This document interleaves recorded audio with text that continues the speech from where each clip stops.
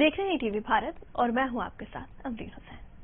बिहार में इस वक्त चुनावी सभा का बिगुल, विधानसभा चुनाव का बिगुल बज चुका है। इसको लेकर सभी पार्टियां अपने अपने उम्मीदवारों की जो लिस्ट है वो जारी कर रही हैं। पार्टियों ने पहले चरण की सभी सीटों पर अपने उम्मीदवार भी उतार दिए हैं। तो हर दिन हम इस चुनाव को लेकर चर्चा करते हैं, तरह तरह की विभिन्न विधानसभा सीटों पर हम चर्चा करते हैं और आज भी हम 2 विधानसभा सीटों पर चर्चा करने जा रहे हैं। औरंगाबाद की ओबरा विधानसभा पर और उसके अलावा तरारी विधानसभा, भोजपुर की तरारी विधानसभा सीट पर हम चर्चा करेंगे। इसे आगे बढ़ाने के लिए हमारे साथ इस वक्त जुड़े हुए हैं औरंगाबाद से संवाददाता संतोष कुमार। आपको सीधे लिए चलते हैं औरंगाबाद। जी संतोष जी, चुनाव नजदीक आ चुके हैं और जो सियासी जो गर्माहट है वो भी बिल्कुल अपने चरम पर है। अपने उम्मीदवार पार्टियों ने उतार दिए हैं, तो बताइए इस वक्त ओबरा विधानसभा सीट पर क्या स्थिति नजर आ रही है और वहां पे जो चुनावी प्रत्याशी हैं उनकी क्या स्थिति है?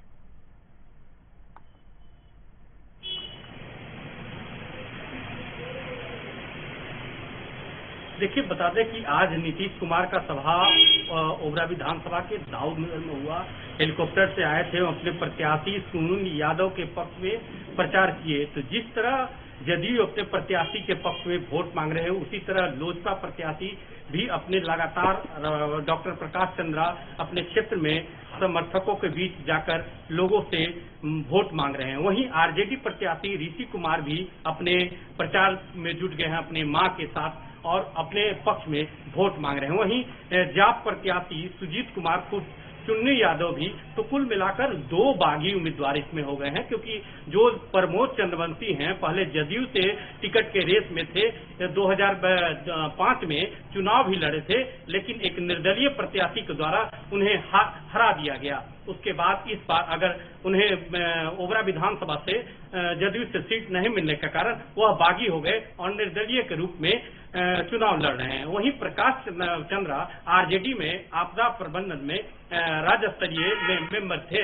लेकिन उनको आरजेडी टिकट नहीं देने के कारण लोजपा से अपना भाग आजमा रहे हैं। जी, जिस तरीके के हम देख रहे हैं इस बार जो मुकाबला है वो बेहद रोमांचक नजर आ रहा है। सभी पार्टियां एक साथ मैदान में कूद पड़ी हैं। कुछ नई पार्टियां भी इस बार मैदान में सामने आई हैं। हम पुष्पम प्रिया की पार्टी की बात करें, प्लूरल्स पार्टी, तो वो भी अपना हाथ आजमाने को उतर चुकी है। तो तरह तरह की तमाम पार्टियां हैं जो इस वक्त मुकाबले के लिए सीधे तौर पर खड़ी हुई हैं। लेकिन हम बात करें उन ग्रामीण मुद्दों की, एकदम जमीनी हकीकत पर जाके, कि जो इस वक्त जो वहां पे विधायक है उन्होंने कितने काम किए और इस बार का जो चुनाव है वो किन मुद्दों पर लड़ा जाएगा, वहां की जो जनता है, वहां के लोग हैं, वो अपने विधायक से क्या चाहते हैं, ये जान लेना बहुत जरूरी है।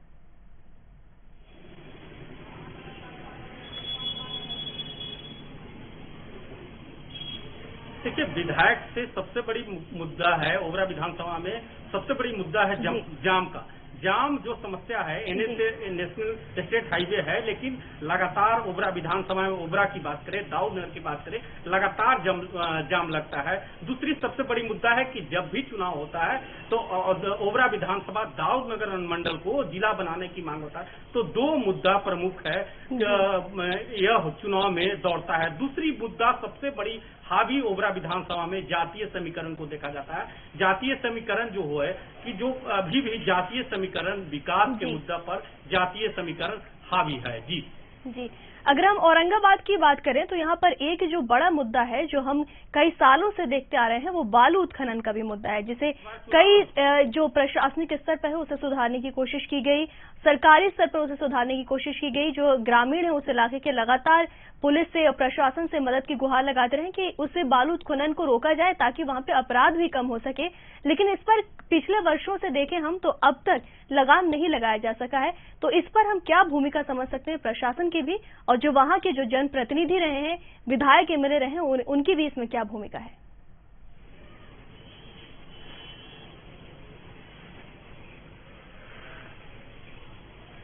देखिए, इसके पहले आरजेडी के विधायक थे, तो उनका साफ कहना था कि सरकार नीतीश कुमार अवैध बालू का खनन करा रहा है। लेकिन जो भी विधायक बनते हैं, जो चुनाव में मुद्दा जरूर बनता है, लेकिन लगातार खनन हो रहा है। उस अवैध खनन रोकने के लिए न तो जनप्रतिनिधि कोई प्रयास करते हैं, लेकिन प्रशासन के द्वारा लगातार छापामारी की जाती है, अवैध ट्रक पकड़ा जाता है, फिर फाइन जुर्माना वसूला जाता है, लेकिन वह अवैध धंधा जारी रहता है। चाहे ओबरा विधानसभा की बात करें, चाहे नवीनगर की विधानसभा के बालू में बात करें, तो दोनों विधानसभा में लगातार अवैध बालू का खेल माफियाओं के द्वारा चलते रहता है और जारी भी रहता है। जी संतोष, आपसे एक और सवाल पूछना चाहेंगे कि आप काफी वक्त से वहां पर हैं और आपने ग्रामीणों से बातचीत भी की होगी, आपको उनका रुख भी पता चला होगा। जो इस बार चुनाव होने वाला है उसमें ग्रामीणों की क्या स्थिति है, क्या मनोस्थिति है, और इसके अलावा जो आने वाला चुनाव है उसमें वो किस रुख की तरफ जा रहे हैं, उनका क्या दिशा होगी? क्योंकि इस बार का जो चुनाव है पिछले कई चुनावों से अलग होने वाला है, कई तरीकों से लेके, चाहे हम पार्टियों की बात करें उस नजरिए से भी इस बार का चुनाव थोड़ा अलग होगा, या फिर हम वक्त की बात करें, ये कोरोना का दौर चल रहा है तो उसके हिसाब से भी ये चुनाव थोड़ा अलग होने वाला है। तो जो ग्रामीण हैं वो क्या सोचते हैं इस बार के चुनाव में, उनकी क्या सोच है?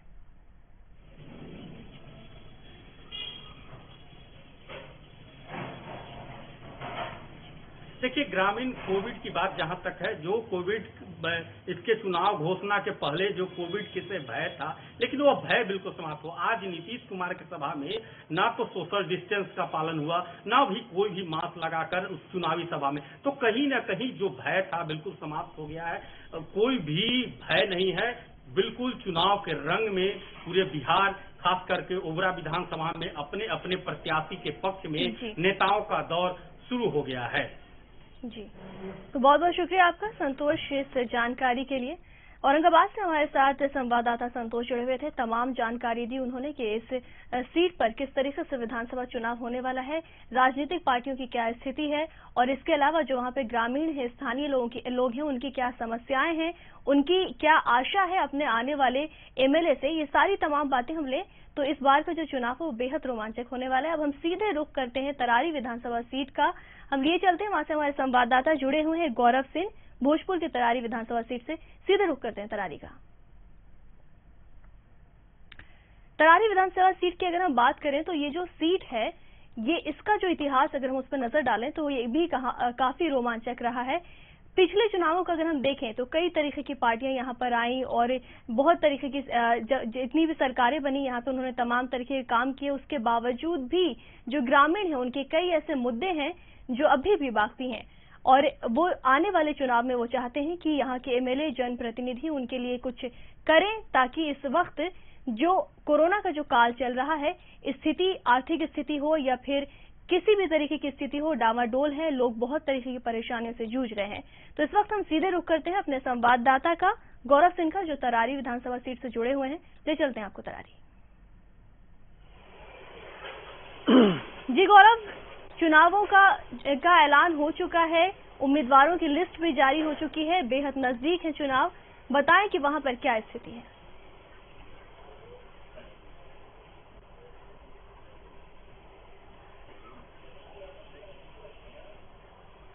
जी, आपको बता दें, तरारी में अभी त्रिकोणीय मुकाबला देखा जा रहा है, जहां पहले से जो वर्तमान कैंडिडेट हैं माले से सुदामा प्रसाद हैं, वो महागठबंधन से फिर से उम्मीदवार बनाए गए हैं। वहीं दूसरी तरफ बीजेपी के तरफ से कौशल विद्यार्थी को मैदान में उतारा गया है, तो निर्दलीय सुनील पांडे जी तरारी से हैं। सुनील पांडे के बारे में बता दें कि 3 बार के विधायक रह चुके हैं, 2 बार जदयू के टिकट पर और 1 बार लोजपा के टिकट पर। चूंकि इस बार बीजेपी को वहां से उतारा गया है, तो लोजपा, अब जैसे पहले से तय था रणनीति कि जहां से बीजेपी चुनाव लड़ेगी वहां पर लोजपा नहीं लड़ेगी, जिस वजह से सुनील पांडे निर्दलीय चुनाव लड़ रहे हैं। और इस बार मामला देखा जा रहा है कि वहां पर बीजेपी कहीं ना कहीं लड़ाई में पिछड़ रही है, और जो महागठबंधन के प्रत्याशी हैं वर्तमान विधायक सुदामा प्रसाद, उनकी लड़ाई सीधे निर्दलीय उम्मीदवार सुनील पांडे जी से है। सुनील पांडे को वहां के बाहुबली में भी गिनती किया जाता है, कभी नीतीश कुमार के बहुत नजदीकी हुआ करते थे सुनील पांडे, लेकिन आरा कोर्ट में बम ब्लास्ट हुआ था, उसमें पार्टी से उनको निलंबित कर दिया गया था जदयू से। उसके बाद वो लोजपा का दामन पकड़े थे और लोजपा के टिकट पर भी एक बार चुनाव लड़े थे और 2010 में वो जीते थे, लेकिन 2015 में वापस से उनको हार का सामना करना पड़ा है और माले के प्रत्याशी वहां से सुदामा प्रसाद जीत चुके हैं। जी गौरव, आपसे एक सवाल और पूछना चाहेंगे कि इस सीट पर जो अहम भूमिका है उसमें जातीय अगर हम समीकरण की बात करें तो यादव, भूमिहार और मुस्लिम मतदाता जो है इसमें अहम भूमिका में है। तो ये जो जातीय समीकरण है, इसका इस बार क्या तालमेल मिलता हुआ बैठ रहा है?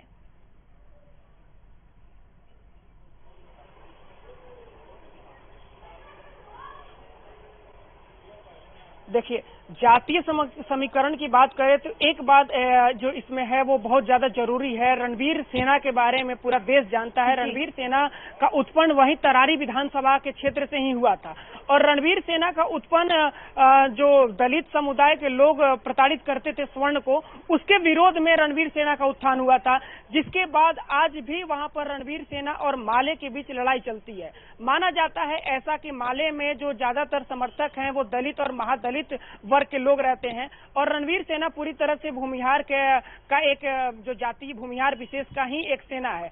तो आज भी वहां पर जो सबसे बड़ा समस्या है वो जातीय वर्चस्व को लेकर के माले में और रणवीर सेना में आज भी वहां पर लड़ाई चलती है। दूसरा वहां पर जो अपराध का भी एक बहुत बड़ा वहां पर समस्या तरारी विधानसभा क्षेत्र में खास करके है। अपराध वहां पर इस चीज को लेकर के अक्सर वहां पर बड़ी जाति और छोटी जाति की लड़ाई चलती रहती है, जिसके वजह से अपराध के ग्राफ में भी हमेशा से इजाफा देखा जाता है। और जातीय समीकरण की दूसरी बात करें तो भूमिहार जितने वहां पर करीब 75,000 के करीब में भूमिहार जाति के लोग हैं, उससे बहुत ज्यादा कम नहीं, उतने बराबर में ही जो दलित और महादलित लोग हैं वो भी उनके बराबर के ही हैं, जिसके वजह से हर बार कांटे की टक्कर वहां पर जातीय समीकरण में होती है। जी जी। और अगर हम स्थानीय मुद्दों की तरफ अगर बात करें गौरव, तो जो वहाँ पर ग्रामीण है उनकी आपसे बातचीत हुई होगी, आप उस इलाके में हैं तो आप काफी जानते भी होंगे उनकी समस्याओं को। तो अगर हम उनको देखें तो जो ग्रामीण है उनका क्या इरादा है और वो किन समस्याओं के ऊपर वोटिंग इस बार करने की सोच रहे हैं?